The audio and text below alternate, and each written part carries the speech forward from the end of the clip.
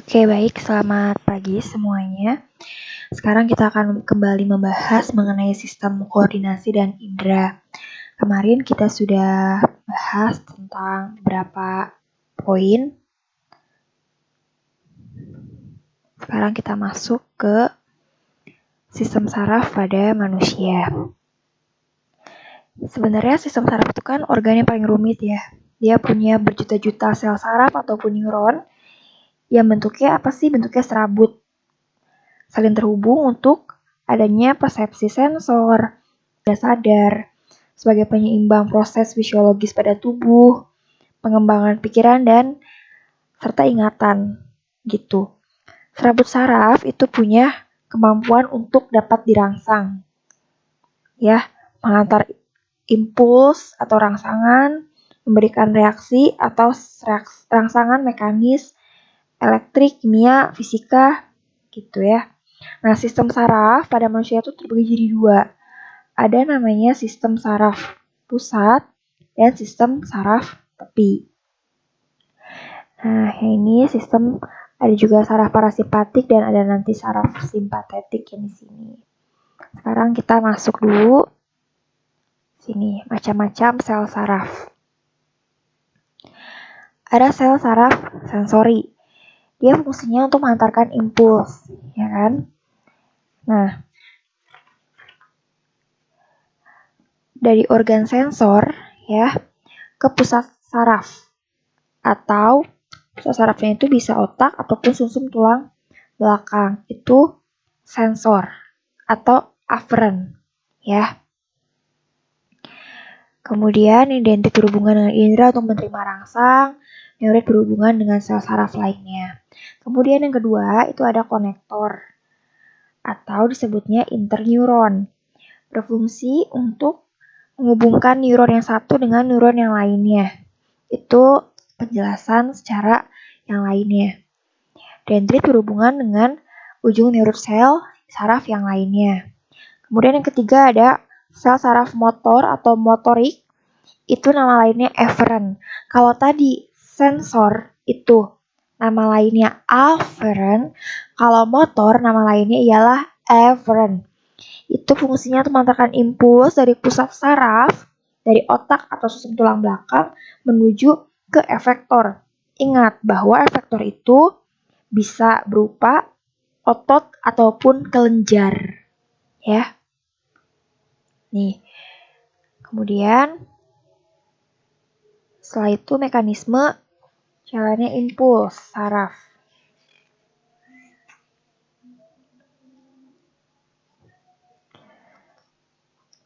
Nah, ini. Jadi, impuls kan diterima oleh reseptor, ya kan? Habis diterima oleh reseptor, selanjutnya itu akan diapakan? Akan diantarkan oleh dendrit menuju ke badan sel saraf dan akson. Seperti itu. Dari akson, impuls tentunya akan diantarkan ke dendrit neuron yang lainnya. Gitu. Nah, sehabis itu, impuls saraf yang diterima pasti memiliki bentuk yang sama, tapi responnya akan berbeda-beda. Gitu. Hal ini karena apa? Bisa saja karena reseptor dan efektornya pun berbeda. Ya, saya ulangi ya, kenapa? Misalnya ada impuls saraf yang diterima punya bentuk yang sama, tapi responnya kenapa berbeda-beda? Itu karena bisa saja ya, karena reseptor maupun efektornya itu berbeda-beda. Nah, neuron itu dalam keadaan istirahat ya. Nih, dalam keadaan istirahat, dia itu punya energi potensial membran. Nama kerennya. Apa sih energi potensial membran itu sebenarnya? Itu energi yang tersimpan untuk bekerja mengirimkan impuls. Itu energi potensial membran.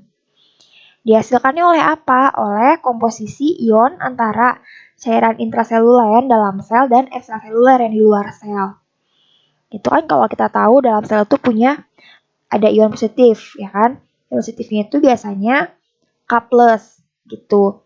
Yang konsentrasinya tinggi, sedangkan yang Na+ biasanya konsentrasinya rendah. Kayak gitu. Nah, energi potensial ini dipertahankan dengan cara memompa K+ ke dalam sel ke dalam sel dan Na plus keluar sel sehingga konsentrasi K plus itu dia tetap tinggi dan Na plusnya tetap rendah. Jadi ini kayak pas kita belajar permeabilitas membran ada pompa ion Na plus dan K plus. Jadi di mana si K plusnya itu dia akan memompa ke dalam sel dan Na plusnya keluar sel gitu. Nah, nih yang tadi kita sudah bahas, ini secara teorinya yang ada di PowerPoint ini secara teorinya yang tadi saya jelaskan secara lebih detail lagi biar kalian lebih mudah memahaminya. Seperti itu. Nah, di sini ada depolarisasi gitu ya. Sebenarnya ketika impuls itu pengantaran impuls ya dalam neuron itu terjadi secara konduksi. Gitu. Ada tahapnya, ada tahap polarisasi sama ada tahap depolarisasi sama yang ketiga ya, punya 3 tahap ya. Tahap istirahat disebutnya polarisasi yang tadi kita udah bahas.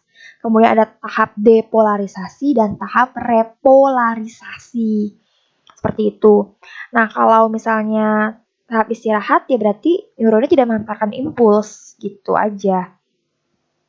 Nah, kalau tahap depolarisasi seperti apa? Tahap depolarisasi itu adanya neuron diberi rangsangan. Na plusnya akan terbuka dan ion Na plus itu masuk dalam sel. Jadi akan menyebabkan perubahan muatan listrik.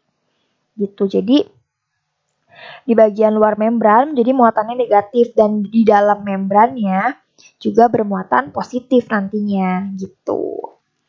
Itu depolarisasi gitu ya. Saya ulangi ya. Jadi kalau depolarisasi itu adanya neutron diberi rangsangan.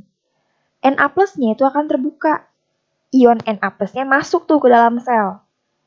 Gitu. Nah, ketika Na plus masuk dalam sel yang terjadi ialah adanya perubahan muatan listrik.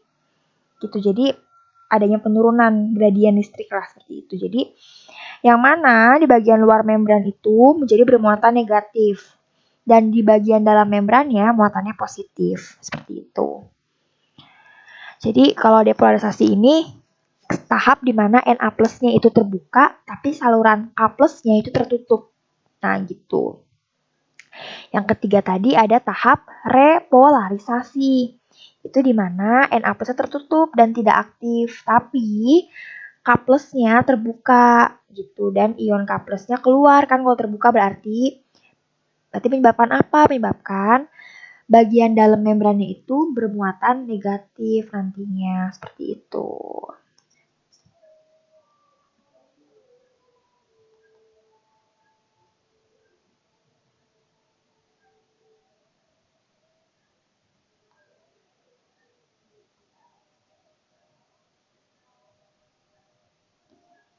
Gitu, sampai sini semoga bisa lebih jelas ya. Nah, sekarang kita akan masuk ke impuls melalui sinapsis gitu ya. Di sini ada apa sih sebenarnya sinapsis? Sinapsis kan ada semacam celah ya kan. Di sini disatakan antara tombol sinapsis dengan dendrit itu dipisahkan oleh celah sempit yang bernama celah sinapsis. Gitu. Pada sitoplasma tombol sinapsis terdapat zat penghantar atau neurotransmitter merupakan zat kimia fungsinya mengantarkan impuls ke saraf berikutnya. Contohnya apa sih neurotransmitter itu? Ada asetilkolin, ada noradrenalin, dan serotonin. Gitu. Nah, pada tempat tertentu, beberapa badan sel saraf terkumpul membentuk simpul saraf yang namanya ada ganglion. Nanti di situ, ganglion itu kita bahas lebih dalam lagi nanti. Pokoknya nanti ada praganglion sama ada pascaganglion. Kita akan bahas di sistem saraf parasimpatis. Sekarang ini mekanisme gerak biasa. Kemarin kita sudah membahas tentang mekanisme gerak biasa. Saya sudah tuliskan di papan tulis ya. Waktu itu kalau masih ingat, semoga masih ingat ya. Mekanisme gerak biasa. Kemudian ini juga gerak refleks sudah saya tuliskan juga ya kemarin di papan. Semoga catatannya lengkap dan masih ingat. Sekarang kita masuk ke sistem saraf pusat. Ini ada tulang tengkorak ya. Jadi otak itu sebenarnya ini otak ya dilindungi oleh tulang tengkorak. Di sini sumsum tulang belakang dilindungi oleh ruas tulang belakang ya di bagian belakang sini. Ini kita sudah bahas sistem saraf pusat tersebut dilindungi oleh selaput meningia ya atau disebutnya selaput meninges gitu. Ada apa aja kemarin mengenai selaput meningia? Itu punya 3 lapisan. Ya, selaput meninges atau selaput meningia itu punya 3 lapisan. Ada piameter, ada arachnoid, dan ada durameter. Piameter itu dia lapisannya dalam, ya kan? Banyak pembuluh darah gitu. Lekatnya pada mana? Pada otak dan medula spinalis. Medula spinalis itu kalau kalian tidak tahu, ya sumsum tulang belakang, medula spinalis itu. Kemudian ada yang kedua, lapisan yang kedua ialah arachnoid. Dia ada di tengah-tengah nih. Dia punya sedikit kandungan pembuluh darah gitu. Berisi cairan cerebrospinalis gitu yang sebagai cairan pelindung. Jadi cairannya tuh kayak semacam plasma darah lah gitu. Ya tentunya tidak mengandung protein. Jadi fungsinya tuh lebih kayak ke arah bantalan gitu. Biar otak kamu tuh tidak cedera ketika terkena benturan seperti itu. Durameter yang terakhir lapisan paling luar. Tentunya dia lebih tebal, lebih kuat, terdiri dari 2 lapisan gitu lapisannya. Jadi ada dalam durameter ini ya, dia punya ruang subdural. Ya, ruang subdural ini yang tentunya memisahkan antara durameter dengan arachnoid seperti itu. Nah, ini kita masuk ke otak ya. Oke, kita masuk ke otak. Otak itu sebenarnya dia punya 25% oksigen ya dan menerima 1,5% darah dari jantung. Seperti itu. Di sini dikatakan bahwa volume otak orang dewasa kurang lebih 1.500 cm3 gitu. Otak embrio manusia itu dibedakan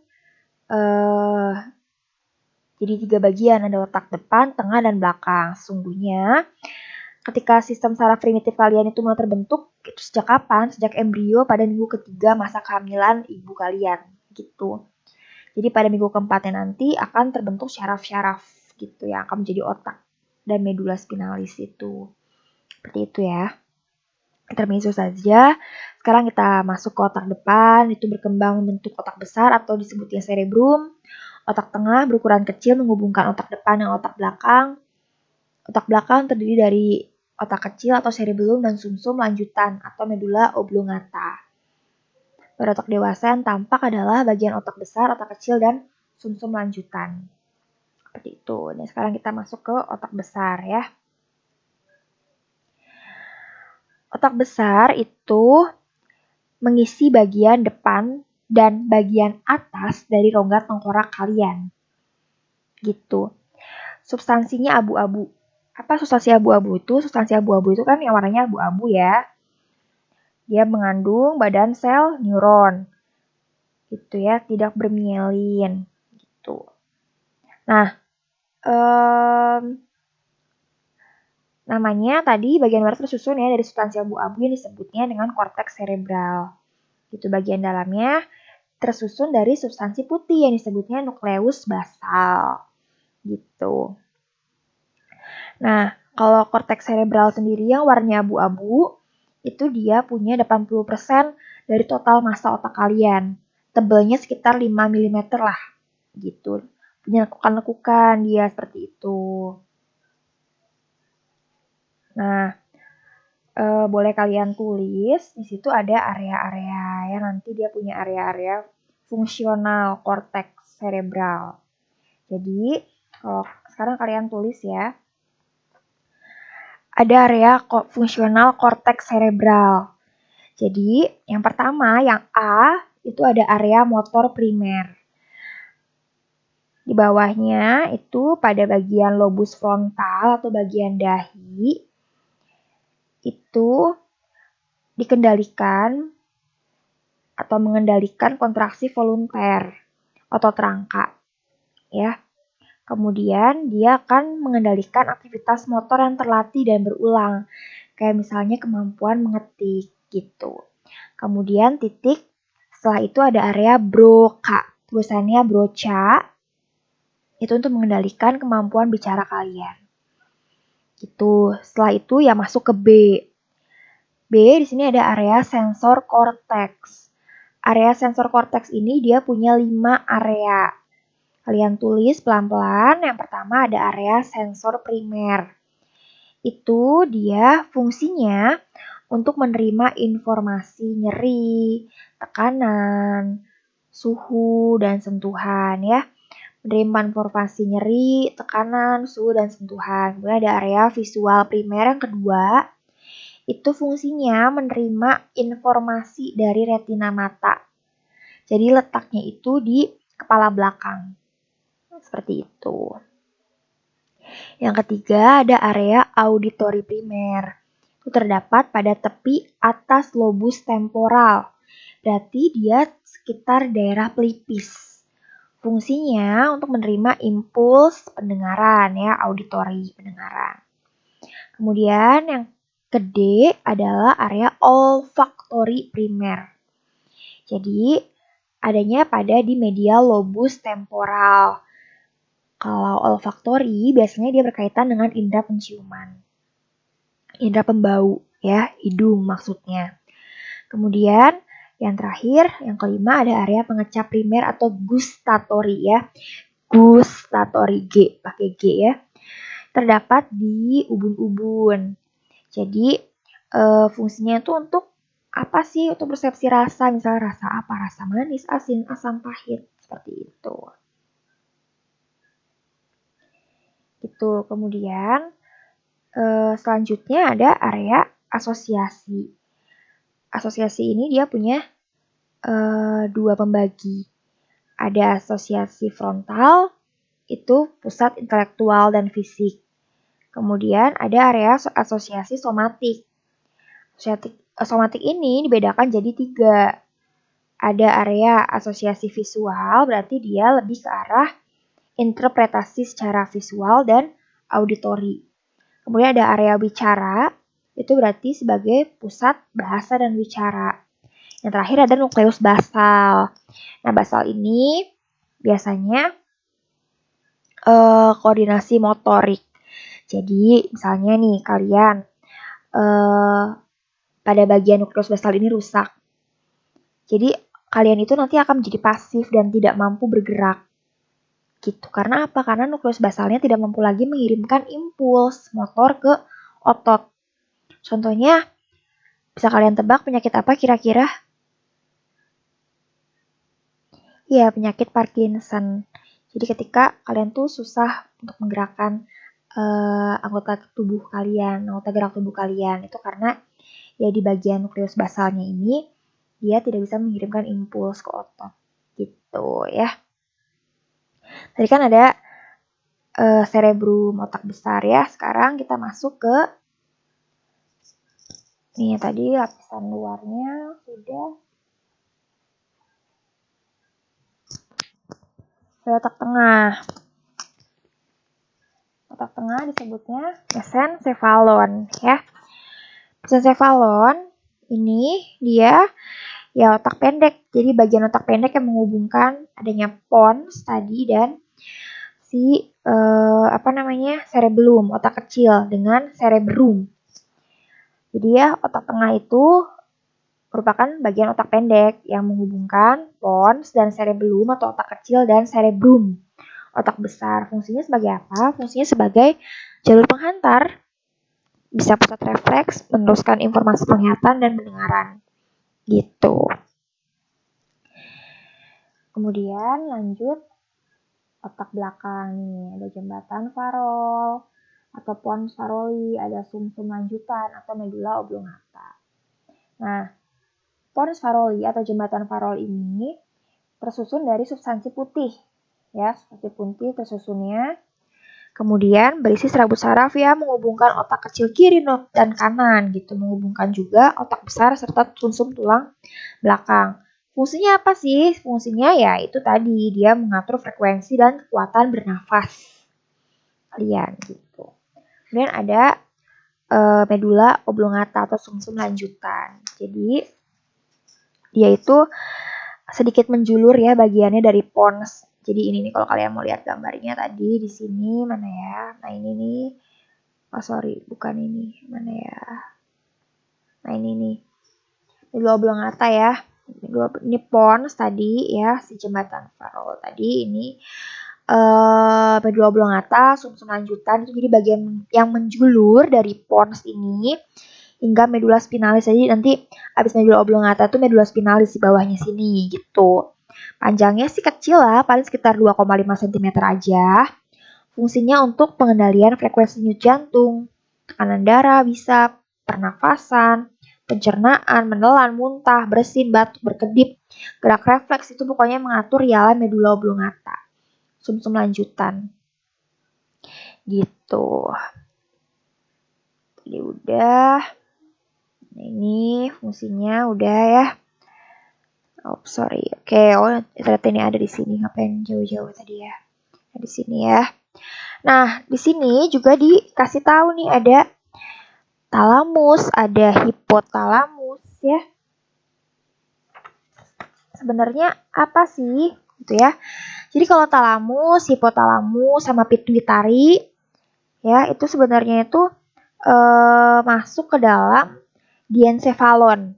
Ke dalam bagian diencephalon ya.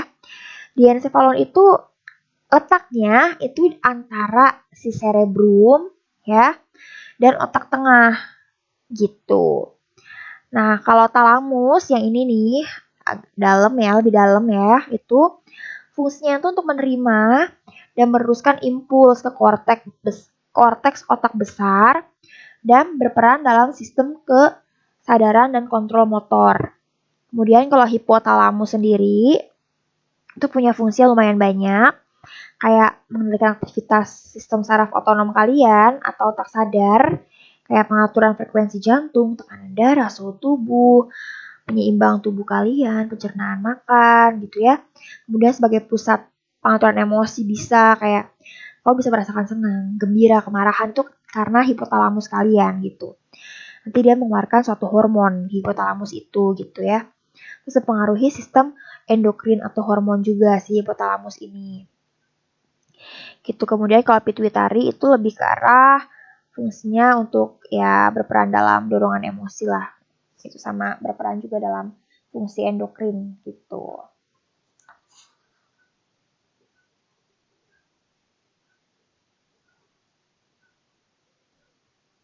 Nah ini kita masuk ke otak kecil atau cerebellum.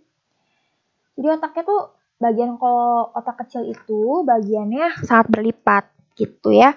Terletak di bagian bawah lobus occipital. Melekat di bagian punggung, batang otak juga. Fungsinya mempertahankan keseimbangan, kontrol gerakan mata, meningkatkan tonus atau apa ya? Tonus itu apa ya? Tonus otot berarti kontraksi otot gitu ya. Gerakan sadar yang berkaitan dengan keterampilan kayak misalnya mengetik, kamu main piano gitu. Itu dipengaruhi oleh otak kecil. Seperti itu. Nah, di sini yang tadi kita bahas. Lobus occipital ya. Occipital itu berarti dia lebih ke arah mata, kayak membaca, kayak gitu. Kemudian sini ada cerebellum, mana sih cerebellum ya, otak. Kemudian lobus frontal, bagian depan sini berbicara, membau dan mengecap, lobus temporal, cerebellum segala macamnya. Di sini sudah jelas ya.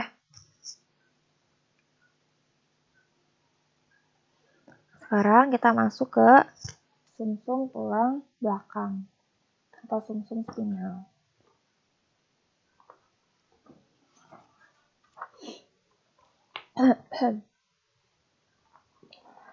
Jadi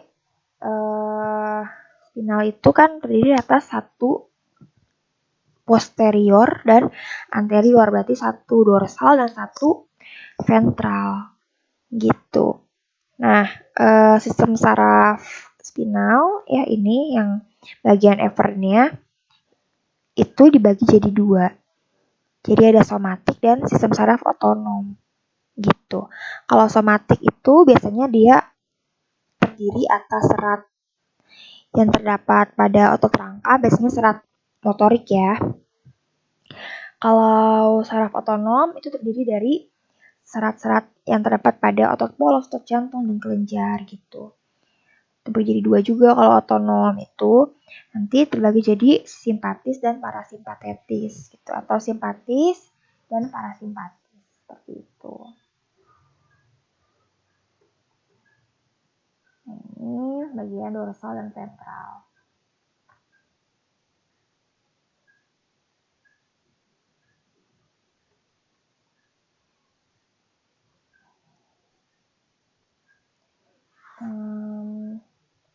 Sistem saraf tepi ya, ini ada yang kranial. Kranial itu di sistem saraf tepi itu kan dia punya 2, ada kranial sama ada spinal gitu kan.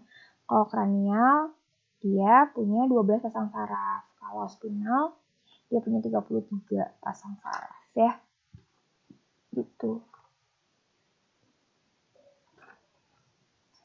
Sistem saraf sadar ini sudah dibahas kita kemarin.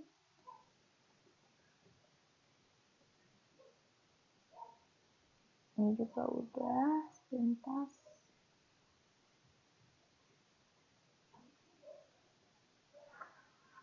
Nah, kalau saraf simpatis atau simpatetik ya, dia itu punya semacam serat ya, tadi serat praganglion namanya gitu.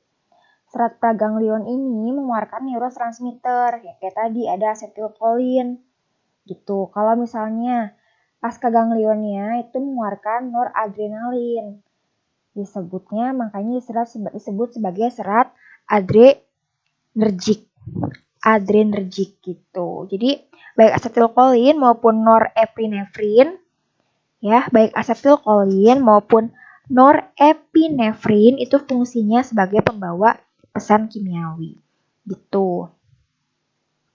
Jadi kalau sistem simpatis atau simpatetik ini mendorong respon yang membuat atau mempersiapkan tubuh kalian beraktivitas fisik berat dalam situasi darurat kayak gitu, kayak misalnya respon lari gitulah.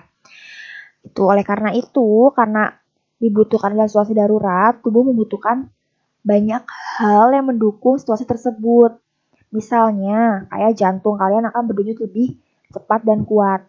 Tekanan darahnya akan meningkat, saluran nafasnya akan membuka lebar. Nah kayak gitu, keringatnya akan meningkat dan segala macamnya gitu kalau simpatis. Nah ini ya, tadi parasimpatetik itu dia punya yang tadi serat praganglion, dan jadi kalau serat praganglionnya di parasimpatis ini lebih panjang daripada serat praganglion pada di saraf simpatis gitu. Kenapa lebih panjang? Karena ganglion terminalnya itu ada di dalam, dekat sama organ efektor gitu. Nah, kalau serat praganglion maupun pascaganglion pada sistem saraf parasimpatis itu ngeluarin neurotransmitter yang sama, yaitu apa? Asetilkolin. Disebutnya serat kolinergik. Kalau tadi di simpatis itu mengeluarkan serat disebutnya serat adrenergik. Kalau ini kolinergik. Gitu. Jadi lebih ke arah, kalau parasimpatis itu lebih ke arah kerja yang tenang, sifatnya santai gitu. Jadi sistemnya kayak organ kamu disuruh istirahat gitu dan mencerna untuk memperlambat aktivitas misalnya ditingkatkan oleh sistem saraf simpatis gitu. Jadi kayak denyut jantungnya lambat atau normal gitu. Jadi intinya fungsi sistem saraf parasimpatis itu akan bersifat antagonis dengan sistem simpatis. Jadi geraknya akan sifatnya berlawanan seperti itu. Fungsi saraf kalian baca aja sendiri. Ini efek penggunaan obat-obatan psikotropika, napsa secara terus-menerus gitu. Hilangnya koordinasi tubuh, kerusakan alat respirasi, gemetar terus-menerus, tremor ya, kram perut, gangguan sistem saraf, mengakibatkan kematian, hilangnya kendali otot, kesadaran dan denyut jantung lemah, kerusakan hati, ginjal, wanita hamil dapat melahirkan anak cacat gitu. Nafsu makan hilangnya, jadi sehingga pengguna menjadi kurus kering. Nah, ini ada juga dampak buruk penyalahgunaan nafsa. Saya membahasnya melalui 4 bahasan. Yang pertama ini ya, ada gangguan fisik gitu. Ini kalau nanti misalnya ulangan, saya suruh kalian nyebutin dampak buruk penyalahgunaan nafsa jika dilihat dari gangguan fisiknya. Kalian jawab 3 ini, dari toleransi tubuh. Maksudnya gimana sih toleransi tubuh? Gitu ya. Maksudnya kalau toleransi tubuh itu dia pemakaian jangka panjang itu jumlah zat yang sama itu nggak akan mampu lah untuk menghasilkan rasa atau akibat yang sama gitu. Jadi udah bebal gitu lah ibaratnya. Bebal. Jadi harus tambah dosis lagi tentunya gitu ya. Rasa sakit di sekujur tubuh. Jadi ada gejala berhentian pemakaian obat itu dengan rasa sakit. Jadi kayak nanti dia akan mengalami flu berat misalnya gitu, atau batuk berat kayak gitu. Mempercepat atau memperlambat denyut jantung. Ada paru-paru juga biasanya. Jadi dia akan mengakibatkan kematian tentunya gitu. Gangguan fisik. Kalau dari psikologis, kita lihat dari psikologis ya.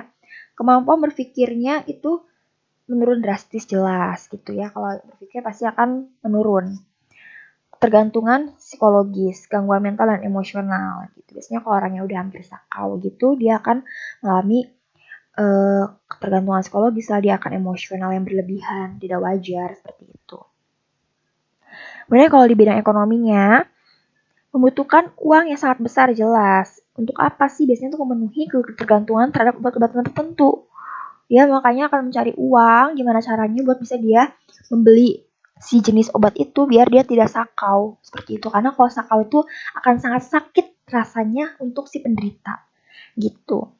Negara dan masyarakat dirugikan dalam berbagai aspek. Ya, misalnya aspek apa aja? Misalnya aspek keamanan, jelas. Biaya kesehatan, jelas. Kesempatan pendidikan, ya jelas di situ ya. Yang terakhir ada sosial. Rusaknya hubungan kekeluargaan dan pertemanan. Berpengaruh pada kesehatan masyarakat. Kayak misalnya penularan HIV, hepatitis B, TBC, overdosis, kematian. Parahnya sampai kematian di situ. Nah, kita sampai sini dulu. Kita bahas organ di pertemuan selanjutnya. Baiknya, habis ini kita masuk ke forum diskusi. Silahkan aktif untuk tanya jawab, karena nilai aktifan kalian saya akan ambil dari forum diskusi yang akan kita buat. Habis mendengarkan penjelasan dari saya. Sekian, selamat pagi dan terima kasih.